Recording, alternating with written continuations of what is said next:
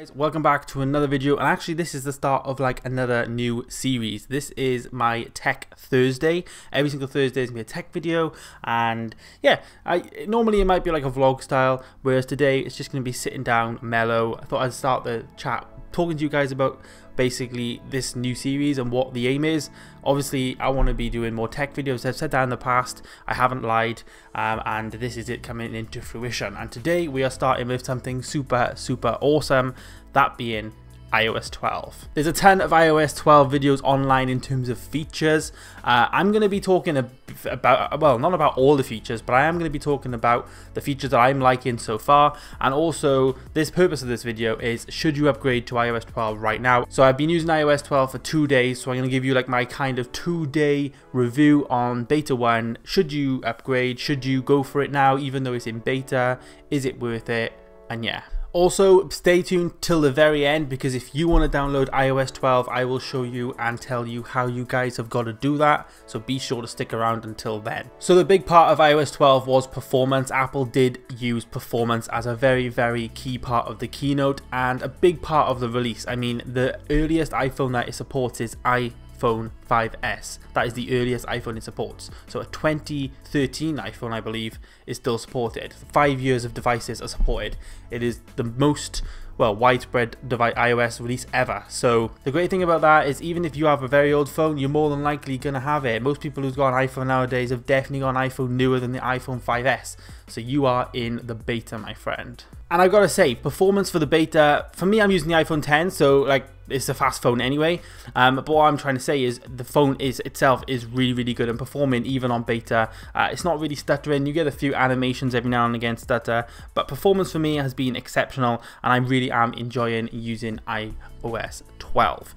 So let's get on to features. Let's talk about my favorite features that I've been using over the last 2 days and which one do I like the best. So obviously we've got loads of new features, but the saddest thing is my favorite feature is the group notifications. Like having all my notifications like there, but in like a short list, but all stacked and grouped together is a much big benefit for me, and I really like that. I mean, I have CCTV cameras, there's one like just there that you can see, and every time somebody walks past that, I was getting a notification and I was getting a massive list. But now I've got all my CCTV notifications there. I mean, I've got 88 notifications there. If I go into it now, I can see all the notifications there and clear them all in one go.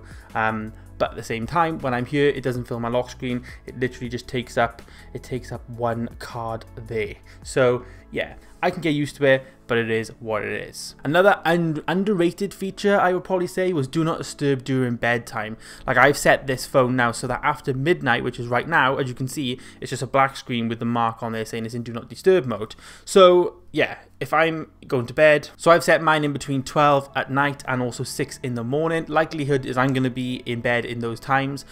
So during that time, my phone won't flash up. I won't get notifications. It will be much more managed because I've put my phone down the side so many times. Notifications, my phone flashes, I get woken up, I look at it, and I'm awake for another half an hour. So over the 2 nights, this has really helped me. And then also in the morning, I get to wake up not to like loads of notifications that I normally do. They're all stacked, like I said earlier, but also I get a nice message saying good morning on my phone, which I think is really cool, and I really like it. It works really well actually, and I'm very into it. It's quite nice waking up to not a load of old like timeline of stuff to deal with. It's nice to wake up to a nice good morning message, I suppose, you know. So my next favorite feature is Memoji. Now this is only on the iPhone 10 as of right now, but Memoji is basically an emoji but you make yourself. So my avatar I've created is pretty cool, I think, and yeah, I'm loving it so far. I'm sending loads of stickers to Hannah and also loads of like screenshots and stuff. But yeah, I'm really enjoying it. I think it's really cool, and it's a personal element to Animoji. I mean, I liked Animoji for like, you know, the fun aspect, but I never really used it. So that is one of the cool features that I'm really liking, especially for my phone. I mean, a lot of you might not have that feature because you haven't got an iPhone 10, but you know, for me that's cool. So the next feature I really like the look of, I haven't actually tried yet myself, is FaceTime. FaceTime now supports group FaceTime, and no, it doesn't support like 1, 2, 3 people at once. It supports up to 32 people at once. That is sick. That is awesome. I cannot wait to try that. I mean, I don't think I know 32 people that's got iPhones, but I'm gonna try and get everybody in a chat one time. I'm gonna do it. Just do it. Why not? But yeah, I think that's a cool feature. I think this is going to be a really key feature for like businesses, you know. I think a lot of people have got like iPhones. I mean, our work, we have iPhones. I think it's going to be a really cool feature to have like group FaceTime chats, you know, meetings, etc. Everyone's all over the country and stuff, so I think it'd be a really cool feature to have within the business. So the next feature I've really found that I'm using quite a lot is it's kind of a shortcut built into the Messages app. I mean, for you guys it might not be cool, but I'm really using it quite a lot now, and that is tapping the person's face in the top of the message chat, and it drops down and it says phone, FaceTime or audio.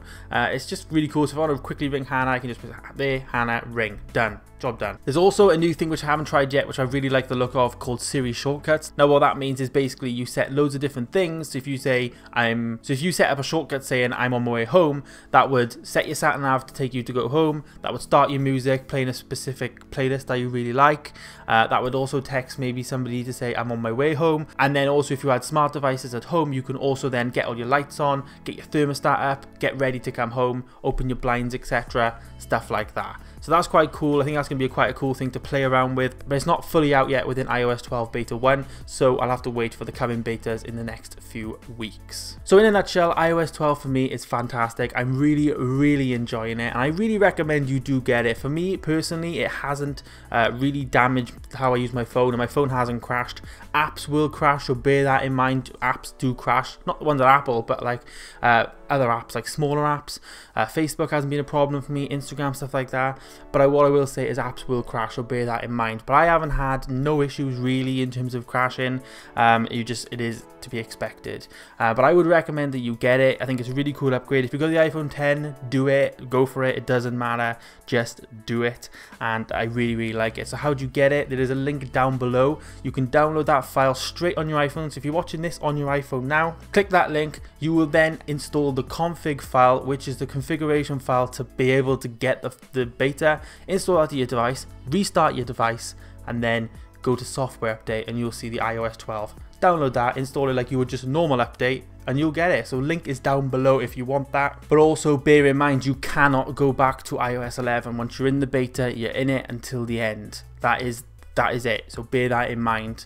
So when will this be out? This will be out in September when the new iPhone launches, and yeah, there was also some more things in the event that was announced: a new watchOS, new macOS, a new tvOS. So if you want to hear more about all of them, I'm going to do a whole video talking about all of them in one video. That's going to be out next week. So if you want to see that, stay tuned for Tech Thursday next week. It might even do a live show, so stay tuned to my Twitter.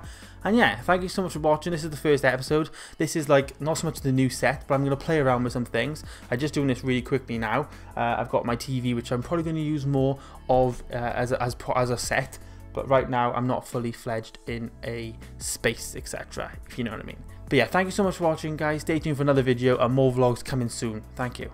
Goodbye.